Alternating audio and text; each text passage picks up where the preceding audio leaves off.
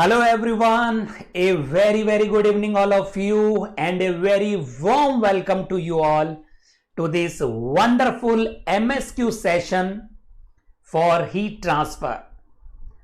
As most of the students are afraid of MSQs, so that is why I have brought this session for all of you to make you comfortable with the MSQs in your GATE examination.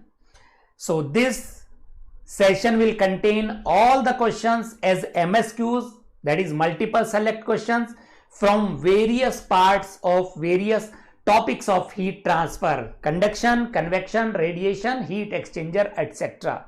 So those who are watching me live, please do respond me through the comment section if my audio and visual quality are fine. Hi Kumar, welcome, good evening, namaskar, adab, Shubh Sandhya, good evening, Sat Sri Akal, Assalam Walaikum, Wanakam. Please get yourself settled down, sit back, relax and enjoy this beautiful session. And if you have any doubt, anything to discuss, the comment section is open for all of you to communicate with me. So try to keep the class lively by sharing your thoughts, by sharing your opinion, by asking me the doubts as and when you feel like that. All right, so everyone, please do mark your presence by writing in the comment section before we start our session. So let me quickly introduce myself for those who are attending my session for the very first time. My name is Chandrasekhar. I am mechanical engineering graduate from IIT Delhi. I have also cleared engineering services examination, which is conducted by UPSC. Worked in Steel Authority of India Limited for a couple of years, and I have also worked in a private consulting firm for more than 2 years. Just hold on.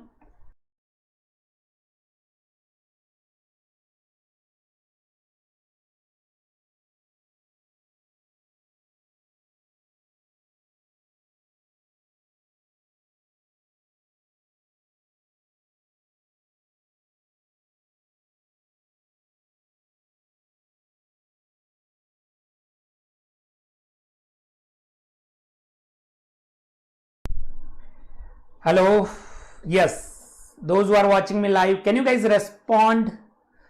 Please mark your presence by writing in the comment section. Am I audible and visible to all of you? Can you guys properly hear me? So I am having more than 10 years of teaching experience, and these are my favorite subjects which I am comfortable with. क्या मेरी आवाज आ रही है आप लोगों को? क्या आप लोग सुन पा रहे हैं? So this is my introduction. All right. Yes, Kumar. What about others? बाकी लोग नहीं सुन पा रहे? Why you guys are not responding then? So you can connect with me through the mail ID, which is chandra.shekhar7@byju's.com, and you can join me on the Telegram as well. That is Mechanical by Chandrasekhar. The link is also mentioned at the bottom of this screen, or you can scan this QR code.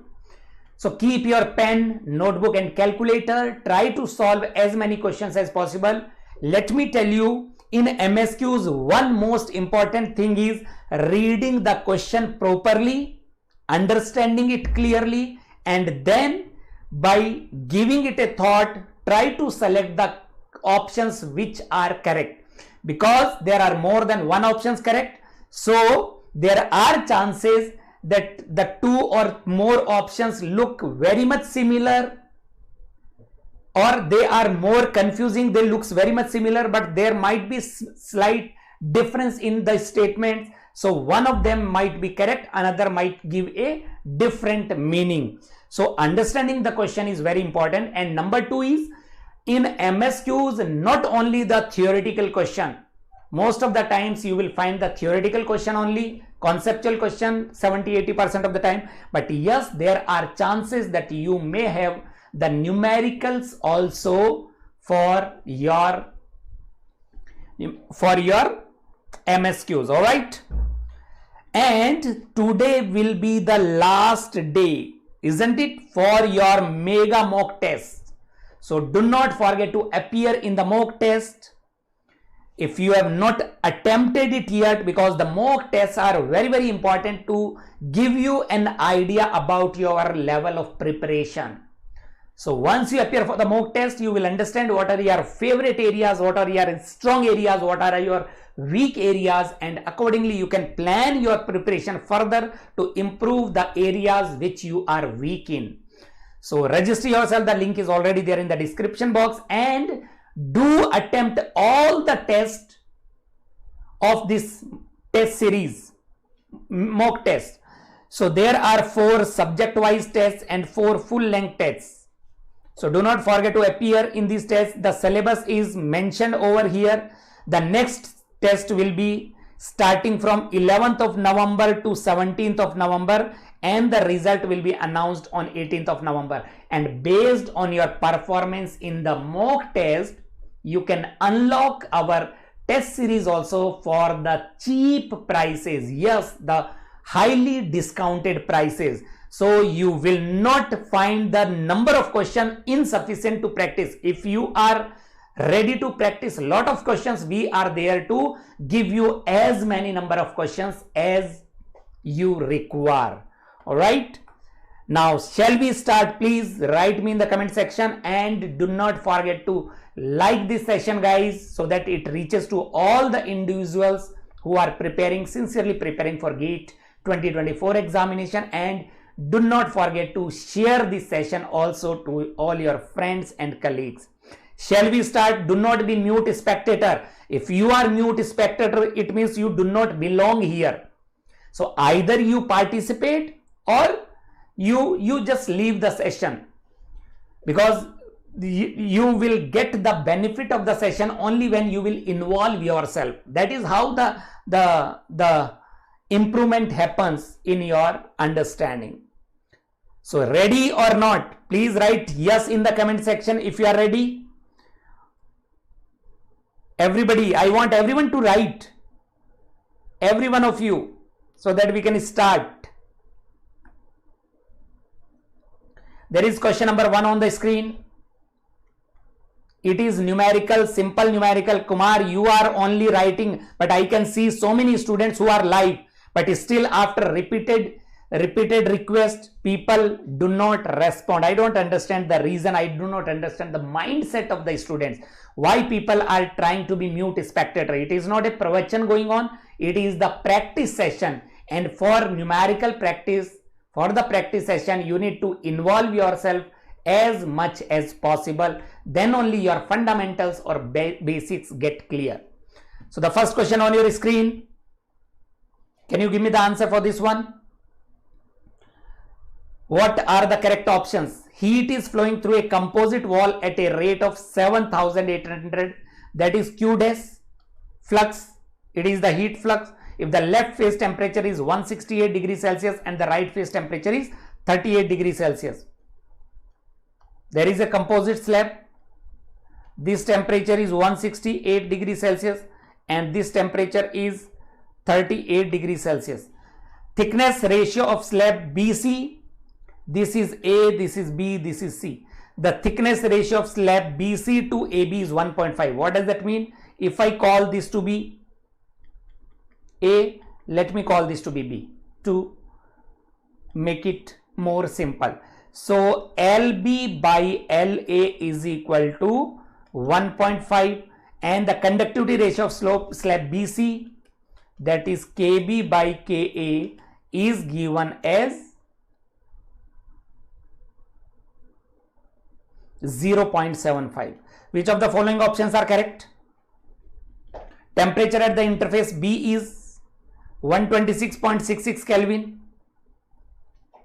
Temperature gradient in slab A is more. Temperature gradient in slab B is more. So can we say Q is equal to minus Ka into dt by dx? Do you agree Q will remain constant? Why? Because there is neither any heat generation nor any heat stored.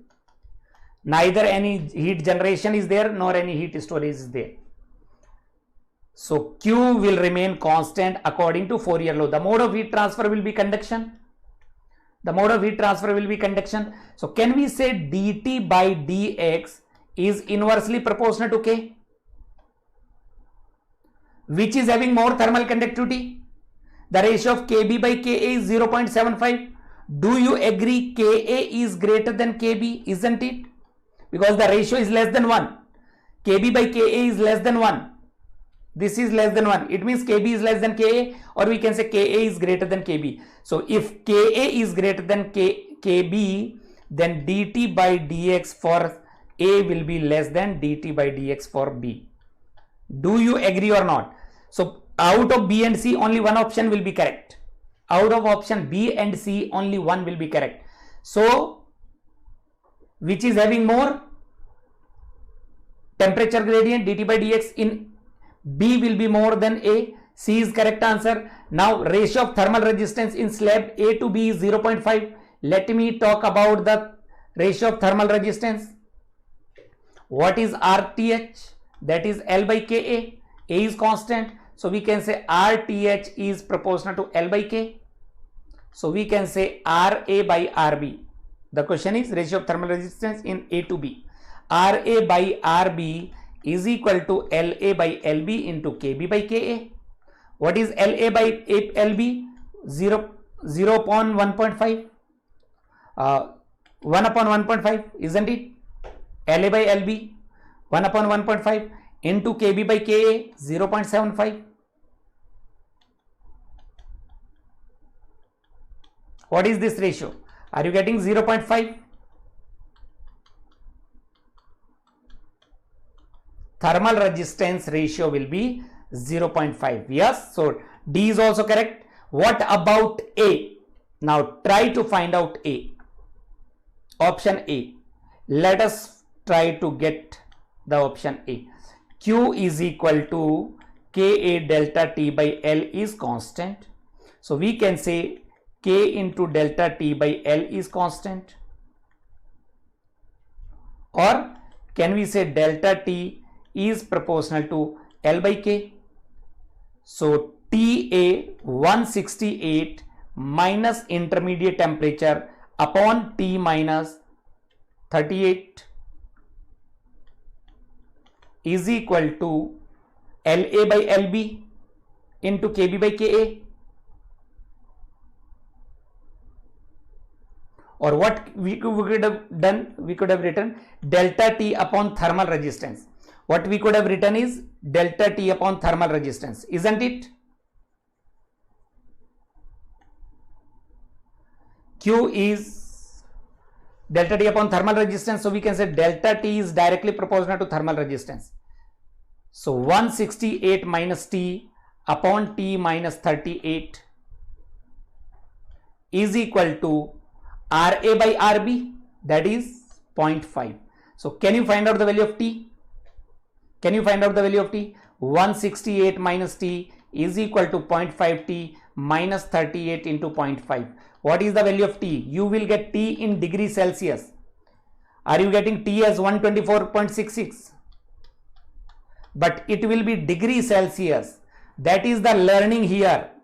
It is not in Kelvin, it is in degrees Celsius. That is why option A will be incorrect. Kumar, only C and D are the correct answer. That is what I was talking about.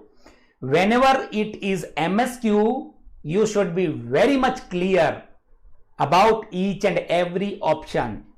So it is C and D.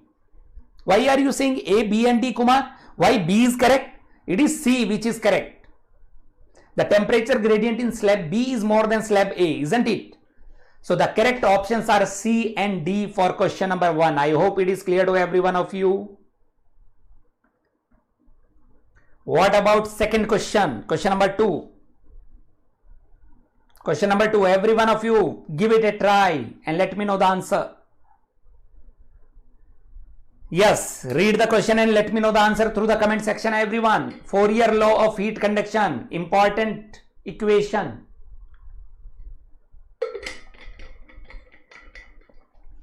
What is Fourier law? Q is equal to minus Ka into dt by dx. Which of the following assumptions is and are incorrect? In hurry, people commit this mistake. They do not read the question properly. The question is about incorrect statement, not the correct statement. The material is homogeneous and isotropic, that is true. But we need to find out the incorrect statement. The material should be homogeneous and isotropic. It means the material properties should not be dependent on direction, should not be dependent on space. The bounding surface are adiabatic in nature. What is adiabatic? That is insulated. What is adiabatic? Thermally insulated is adiabatic. Is this true? That is not true. This is false. The bounding surfaces should not be thermally insulated. So B is the option, correct option. The temperature gradient is constant. Is the temperature gradient constant? Temperature gradient can be variable. It can be variable. It can be constant or it can be variable. If K is constant, then the temperature, K and A are constant, then temperature gradient will be constant. Otherwise, it will be variable. So that is also false. That is not completely true. Heat flow is unidirectional. That is true. Heat flow, because we can write the Fourier law in X direction separately, we can write the Fourier law in Y direction separately or Z direction. So B and C are the correct options for question number 2. B and C are the right answers. Are you getting it? B and C both.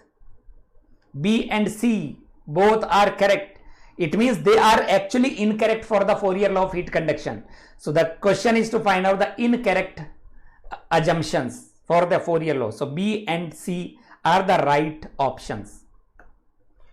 Question number 3. Solve the next one. Consider the following statements which are correct. Now this time we need to find out the correct statements. It is regarding the fin theory. The question is about fin theory. Fins are projection protruding from a hot surface into the ambient fluid for increasing the heat transfer. Is the statement true for fin? Yes, fins are attached to the surface which are normally at higher temperature and they are protruding into the ambient, so the heat transfer rate increases, right? So statement A is correct. A is right. Fins are used only when the heat transfer coefficients are high. Fins are used when heat transfer rates are low. Heat transfer coefficient H should be low. So B is incorrect. The effectiveness of the fin increases with the decrease in the heat transfer coefficient. That is true. What is fin effectiveness? Km by H. That is K by H under root of HP by Ka. So it will be, effectiveness will be equal to under root of Kp by Ha. So more will be the, less will be the heat transfer coefficient, more will be the effectiveness. Isn't it? C is also correct. In the lumped system analysis, this is from the unsteady state conduction. The temperature of the body is a function of time and space. Whenever we assume the system to be lump analysis, temperature is a function of time only. Then that is the reason we assume the system as a point mass. When the temperature does not change with space, the system can be assumed as a point mass or a lump. So temperature is not a function of space. So option D is also incorrect. So what are the correct statements for question number 3? A and C. A and C are the correct answer. I hope this is clear to everyone. A and C are the correct answers.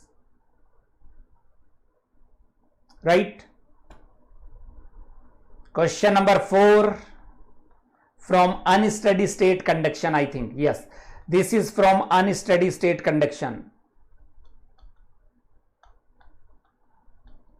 Question number 4 from the unsteady state conduction. Which of the following statements are true regarding the Biot number? What is Biot number? Biot number is the ratio of conductive thermal resistance to the convective thermal resistance, or we can say Q convection divided by Q conduction. And conductive resistance is for the solid and convective resistance is for the fluid. So it is the ratio of internal conductive resistance of the fluid to the external convective resistance. Internal conductive resistance should be for the solid. This is not correct. It should be for the solid to the external convective resistance of the fluid. Convective resistance is for the fluid and conductive resistance should be for the solids. That is why option A, statement A, is incorrect. Characteristic length in Biot number is the ratio of volume to surface area. Yes, LC is equal to volume per unit surface area. That is true. For lump analysis, Biot number should be less than 0.1. That is also true. When Biot number is less than 0.1, it means conductive thermal resistance is less than 1/10 of convective thermal resistance. Then we can assume the system to be a lump and the analysis is assumed to be lump system analysis. For less value of Biot number, temperature of the body becomes a function of space and time. Again, that is incorrect. For less value of Biot number, temperature of the system is a function of time only. That is why we assume it to be lump system. So options B and C are the correct answer for the given question. I hope question number 4 is correct. Clear. Question number 4. Is this clear to everyone? Yes or no? Solving the MSQs is little tricky than solving the MCQs, because in MCQs you can use the reverse engineering as well. You can find out the options which cannot be correct. So automatically you will reach to the option which is correct. In numericals or in MCQs, if you know one option to be correct, you are very much sure that this option is correct, then you will get the correct answer for this question, for that question. But in MSQs, even if you know that option A is true or correct, if you are not aware whether option B, C, D are correct or not, you will not be able to get the correct answer as long as you do not give the right answer or you do not select all the options which are correct in MSQs. You will not get the marks. So that is why the MSQs make the paper a little bit difficult, complicated, and the recent inclusion of MSQs in GATE examination, so many students are afraid of this. But yes, if your concepts are clear, you will not find any difficulties. So work on your improvement in the concepts as well as work on practicing the numericals, and even if it is a numerical which is MSQ. So one slight mistake can lend you to the option which is not correct. For an example, in the first question we discussed, the unit was Kelvin, but our answer was in degree Celsius. So that silly mistakes may make your answer incorrect, completely incorrect, right? The next question, question number 5 on your screen.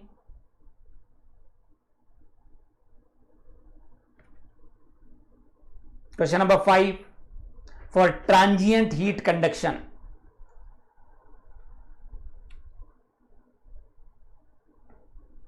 For transient heat conduction, thermal time constant is defined as, what is time constant? Tau star, that is 1 upon B, that is rho CV upon AHA, that is the time constant, is defined as the product of thermal capacitance and resistance to convective heat transfer coefficient. Product of, so rho CV, rho into C into V, that is M into C. Density into volume is mass. This is thermal capacitance. That is called as thermal capacitance. M into C is called as thermal capacitance, like electrical capacitance.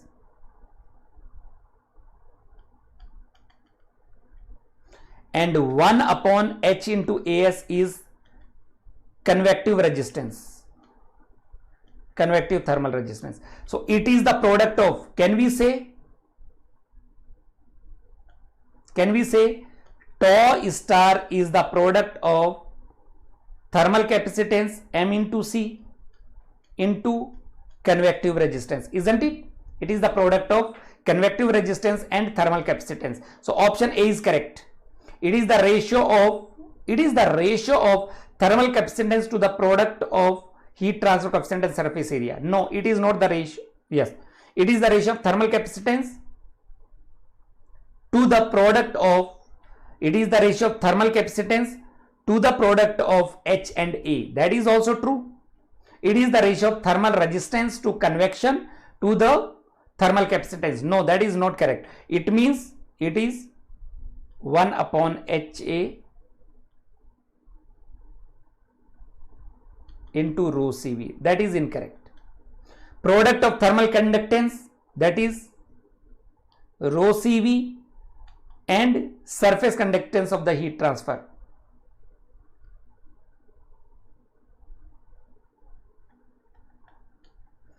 That is incorrect. So A and B are the correct answers.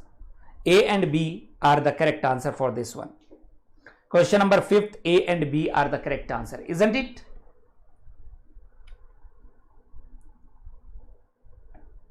Are you able to understand it?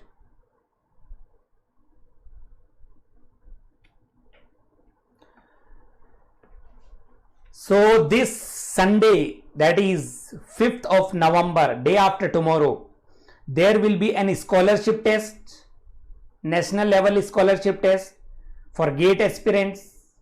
The timing will be 9 AM to 9 PM, and based on your performance in the scholarship test, you can get our courses at a discounted prices.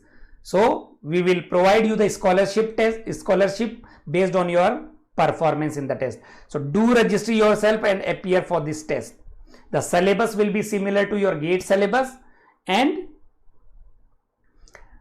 it will help you to improve your practice. It will help you to boost up your preparation. So do join this test on Sunday at any time between 9 AM to 9 PM. The next question is from the heat exchanger. The fouling factor in the heat exchanger. Effect of fouling factor in the heat exchanger. Which of them are correct?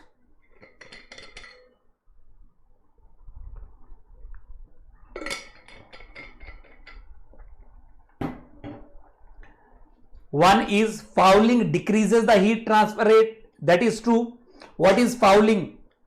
The formation of scales on the heat transfer surfaces due to salt deposition, due to calcium deposition on the heat transfer surfaces. That is called as fouling. So it provides an extra thermal resistance to the heat flow. That is why heat transfer rate decreases. It decreases the effectiveness of the heat exchanger, because Q decreases, so definitely effectiveness will decrease. It decreases the heat effectiveness. What is effectiveness? Effectiveness is given by actual heat transfer rate to the maximum possible heat transfer rate. It decreases the overall heat transfer coefficient. Q is equal to UA into delta T overall. So because Q decreases, there is no change in area, there is no change in delta T. So U decreases, isn't it? C is also true. It decreases the overall heat transfer coefficient U. So A, B, C, all are correct answers. A, B and C, all are correct.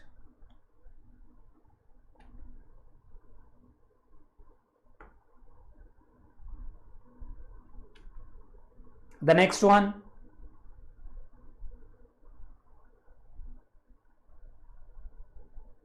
Find out the answer to the next one. Which of the following statements regarding free convection is or are true? Option A, statement A says density difference introduce buoyant force causing the flow of fluid. Whenever there is a heated surface and there is a free stream fluid or fluid, if the surface temperature is greater than fluid temperature, then the particles near the surface will expand due to heating. So due to expansion, their density will be decreases. So we can say ρ1 will be less than ρ2. They become light, and due to buoyant force, they will start moving in upward direction. That is how the circulation happens in case of free or natural convection. So it is the density difference which causes the buoyant force, which develops the buoyant force, causing the fluid flow. Option A is correct for the free convection. Nusselt number is a function of Grasov number only. That is incorrect. Nusselt number in case of free convection, Nusselt number is a function of Grasov number and Prandtl number. Nusselt number is a function of Rayleigh number. Yes, that is true, because Rayleigh number is product of Grasov number into Prandtl number. So C is true. It is a function of Rayleigh number. What is Rayleigh number? That is the product of Grasov number and Prandtl number. Grasov number is the ratio of buoyant force to inertia force. Is this true or false? Grasov number. Reynolds number is equal to the ratio of inertia force by viscous force. Inertia force is replaced by buoyant force. This is the Grasov number. Inertia force is replaced by the buoyant force.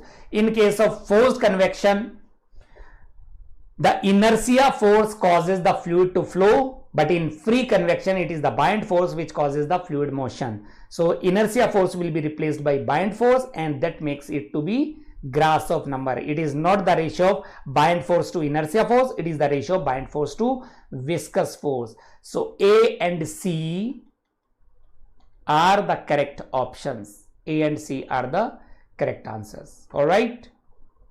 The next one, question number 8. Question number 8 on your screen. This is again from the forced convection.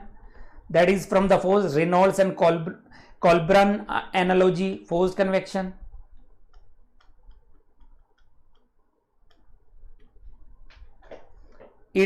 Reynolds and Colburn analogy is the analogy between energy and the heat transfer. Is it energy and heat transfer? It is between momentum and the heat transfer. This analogy is between momentum transfer and the heat transfer. That is incorrect. Stanton number multiplied by Prandtl number to the power 2 by 3 is equal to Cfx by 2 has been designated as Colburn analogy. That is true. This is called as Colburn analogy. Stanton number is defined as the ratio of actual heat flux of the fluid to the heat flux capacity of the fluid flow. What is Stanton number? That is the ratio of Nusselt number upon Reynolds number into Prandtl number. And what is Nusselt number? That is Hx into x by kf. What is Reynolds number? That is u infinity x by kinematic viscosity. And what is Prandtl number? Prandtl number is kinematic viscosity by alpha. And what is alpha? Alpha by is k by rho c. So we can say Stanton number is equal to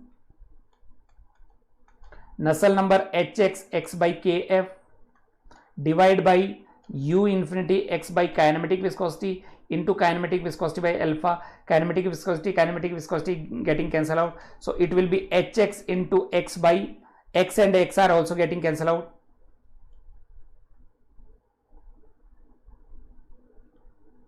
So it will be Hx upon into alpha upon kf into u infinity, isn't it? What is alpha? Alpha is equal to k by rho c. So Hx upon kf into u infinity into kf by rho into c. So kf getting cancelled out. So the final expression is Hx upon u infinity into rho into c. So it is the ratio of actual heat flux if we multiply with delta T. If we multiply and divide by delta T, it is actual heat flux. Hx into delta T is actual heat flux to the heat flux capacity of the fluid flow. This is the heat flux capacity. This is the heat flux capacity of the fluid flow, rho c delta T into u infinity, isn't it?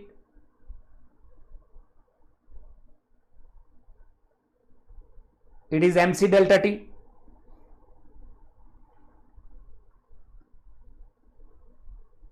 So C is also correct. For Prandtl number is equal to 1. When the Prandtl number becomes 1, then Stanton number is equal to CFX by 2. That is called as Reynolds, and that is called as Reynolds analogy. This is called as Reynolds analogy. Reynolds and Colburn analogy becomes same. So that is also true. B, C and D are the correct answer for this one. B, C and D are the correct answer for this one. Question number 8.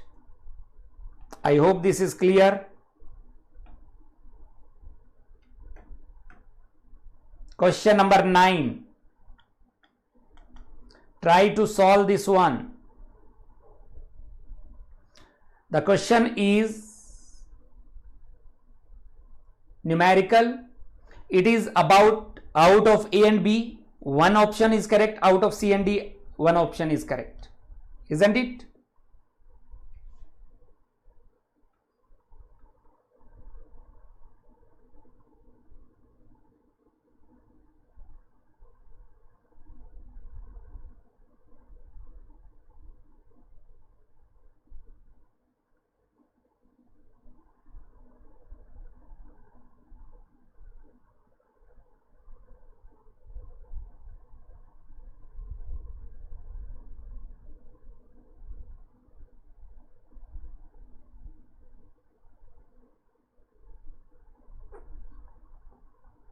Yes. Can you solve it? Can you let me know the answer for this one? A plain wall of 10 centimeter thickness and 3 meter square area is made up of material whose conductivity is 8.5 watt per meter Kelvin. This is L1, this is L, and this is area whose conductivity, thermal conductivity is K. The temperature of the wall surface are steady at 130 degrees Celsius. Find out the temperature gradient and the heat flow across the wall. So can we say Q is equal to K into A into delta T by L? So we can find out Q. First of all, find out Q. Thermal conductivity is 8.5, area is 3, delta T is 100 minus 30 upon thickness is 0.1. What is the value you will be getting? So it will be 8.5 into 3 into 0.7 kilowatt. How much is that? Are you getting C option? Are you getting C option or not? Heat flow. And now the temperature gradient. Can we say temperature gradient dt by dx, dt by dx is equal to delta T by L, because temperature is a linear function of x, because of linear function. So what is dt by dx? Temperature gradient. What is delta T? 100 minus 730 upon 0.1, that is 700 Kelvin per unit meter. 700. B is the correct answer. So B and C will be the right answer for this one. B and C will be the correct answer for this.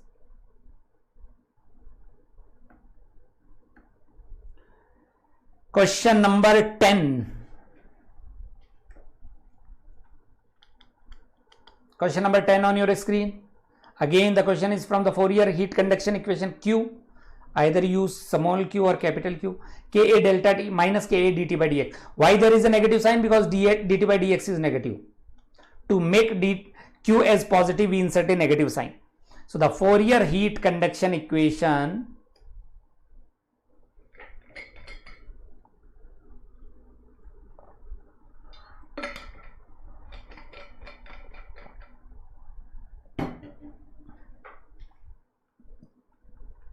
one dimensional heat flow, isn't it?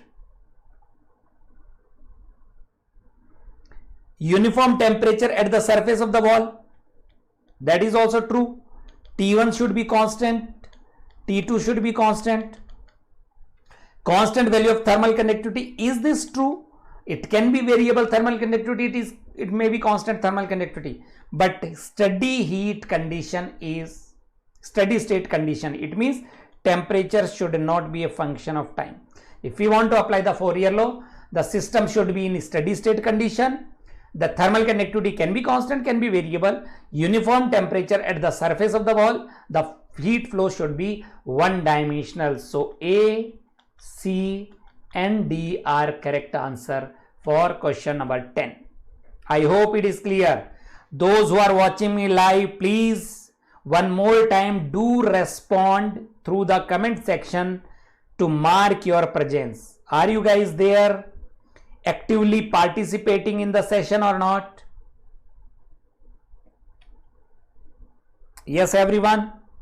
Please do let me know if you are clear with this question number 10 and ready to give me the answer for the next question, that is question number 11. Yes, I am not giving you the answer for this one. You are supposed to give me the answer for question number 11. The temperature variation in a large plate which is shown in the figure would correspond to which of the following conditions? If the temperature profile is not linear, then what will be the correct condition for the given temperature profile?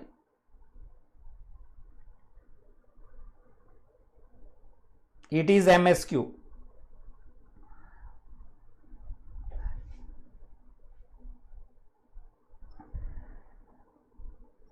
Steady state with constant thermal conductivity is definitely incorrect.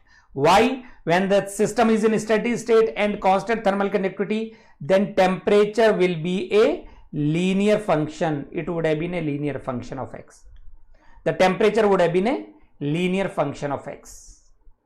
B is incorrect.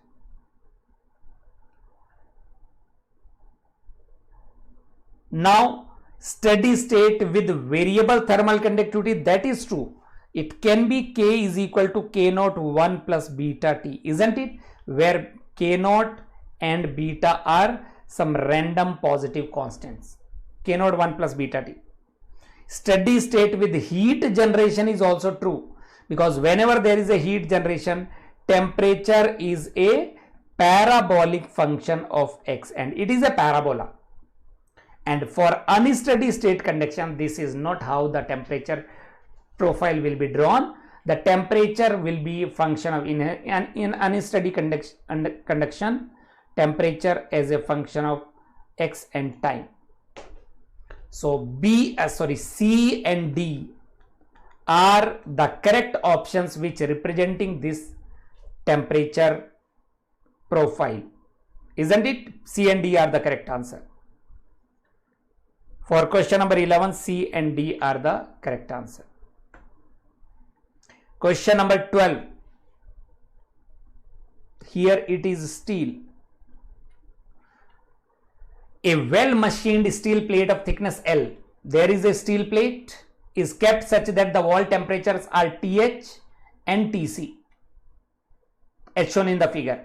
Now a smooth copper plate. Now a smooth copper plate of the same thickness L. Sorry, it is not steel. It should be copper. Steel. A copper plate. Now a smooth copper plate of same thickness L is attached to the steel plate without any gap. The temperature at the interface is Ti. Here the temperature is Ti. The temperature of the outer walls are still the same as Th and Tc. The heat transfer rates are Q1 and Q2 in both the cases. Here it is Q1, here it is Q2 per unit area in the two cases in the direction shown. Which of the following statement is correct? Out of Q1 and Q2. So what is Q1? Can we say Q1 is equal to delta T upon R1? But here Q2 will be equal to delta T upon R1 plus R2. There will be two thermal resistances. There will be two thermal resistance. One is for steel, another is for copper, R1 and R2. So more will be the thermal resistance. Q is inversely proportional to thermal resistance. More will be the thermal resistance, less will be the heat transfer rate. So do you agree Q2 will be less than Q1? Q2 will be less than Q1. B is correct. Option B is correct.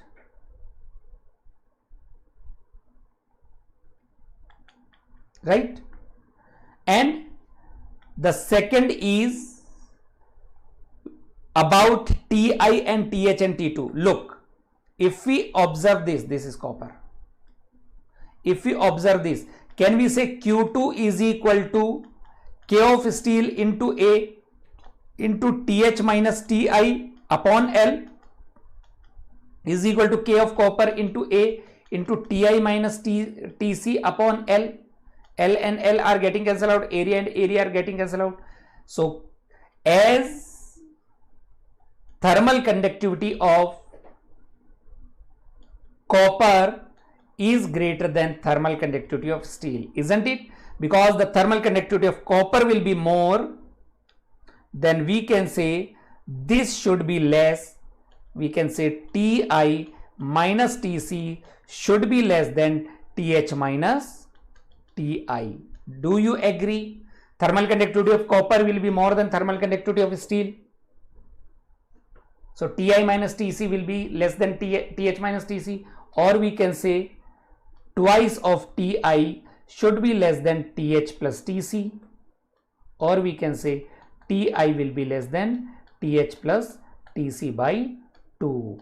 The intermediate temperature or the interface temperature should be less than average of Th and Tc. Ti should be less than Th plus Tc by 2. So B and D are the correct options for this one. B and D are the correct answer. The next question, question number 13 on your screen. Try to find out the answer for this one. Question number 13.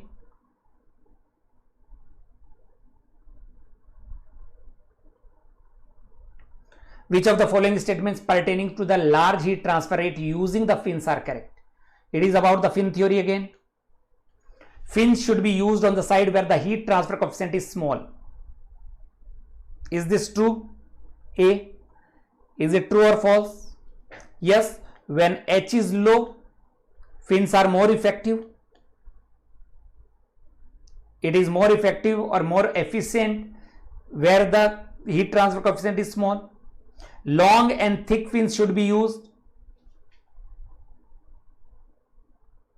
That is incorrect.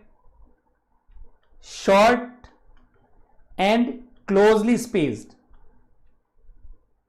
Thin and closely spaced fins are used. Thin and closely spaced fins are preferred.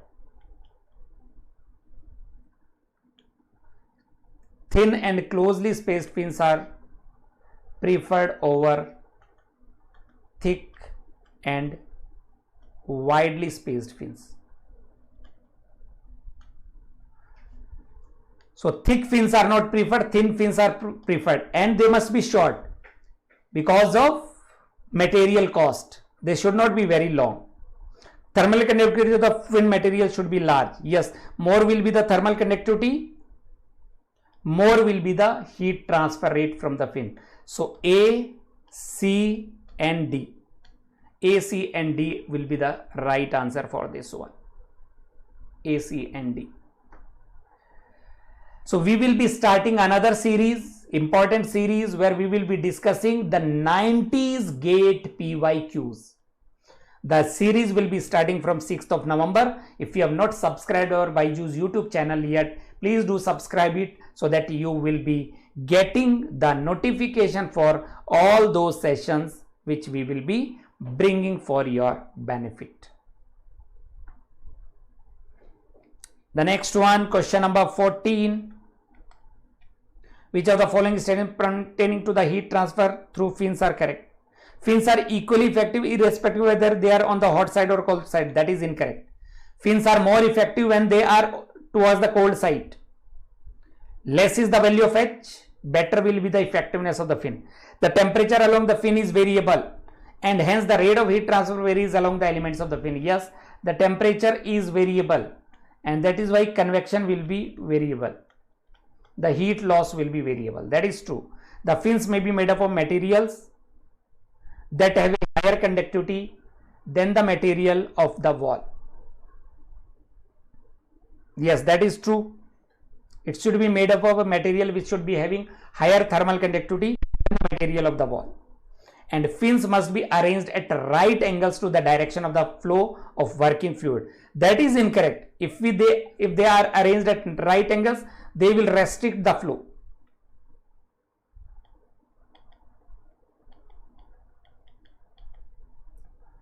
Flow will get restricted and flow will get restricted, then that will not be good. So B and C, option B and C are the correct answer for this.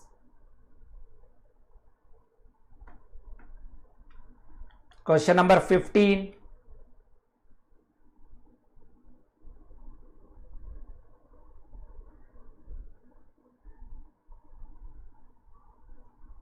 In which of the following situation the unsteady state conduction problem can be solved by using lump heat parameter analysis? Thermal conductivity is infinite. That is true, isn't it? Internal temperature gradients are infinite. Internal temperature gradients will be 0. dt by dx will be 0 because temperature should be a function of time only. Biot number less than or equal to 0.1. That is true. Conductive thermal resistance for the solid should be very small compared to convective thermal resistance for the fluid. So A, C and D are the correct answers. A, C, D will be the right answer for this one. The question is from the insulation. The next one.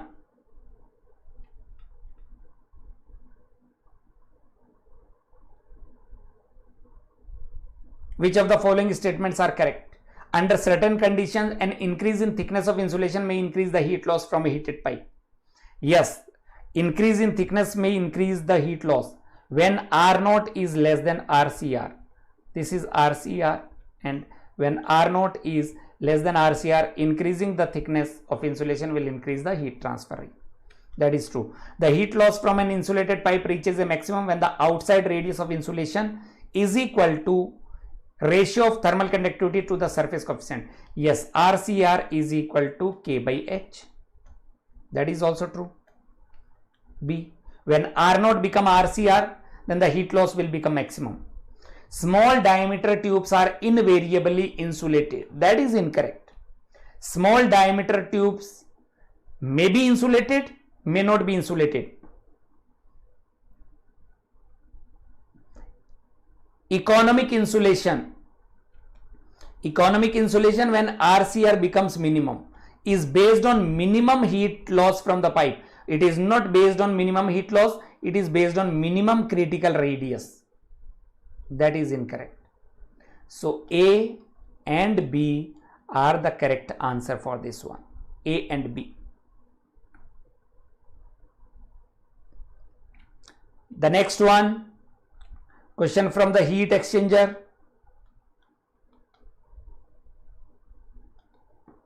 For same inlet and exit temperatures of the hot and cold fluid, TH1, TH2, TC1 and TC2 are same.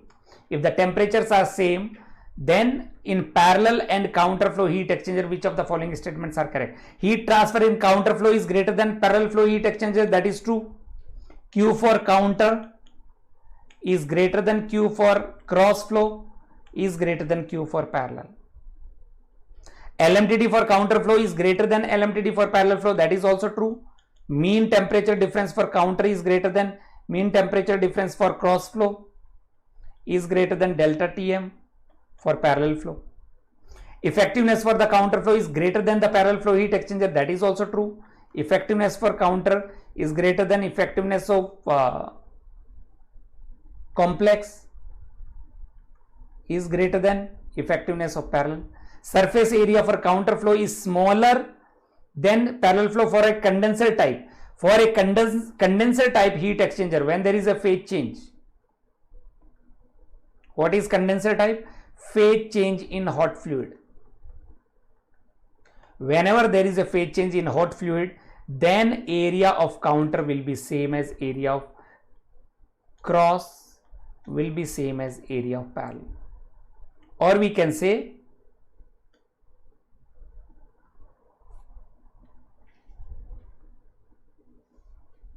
effectiveness will be same or performance will be same.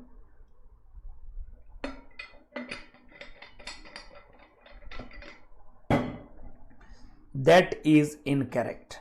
So A, B and C. A, B and C are the correct answer. We are running formula memory test as well. The series had already been started from 25th of October. I will be coming live tomorrow at 6 p.m. for making you revise your formula through an interesting manner. 6 p.m. Saturday. So do not forget to join me at 6 p.m. tomorrow. We will discuss the formula. We will revise the formula through questions. I will bring some questions which will help you to recall your formula for the various parts of heat transfer. All right. So let me give you a couple of assignments. This is your assignment. Try to solve this question at home.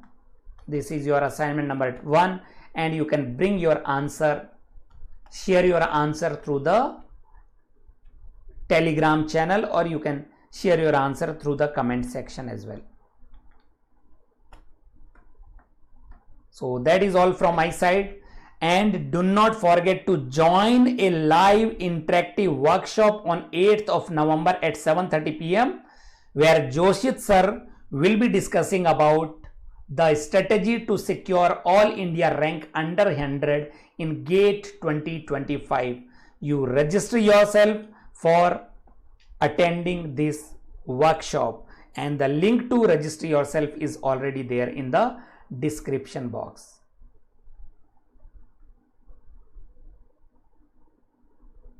This is another assignment. So these are some assignments.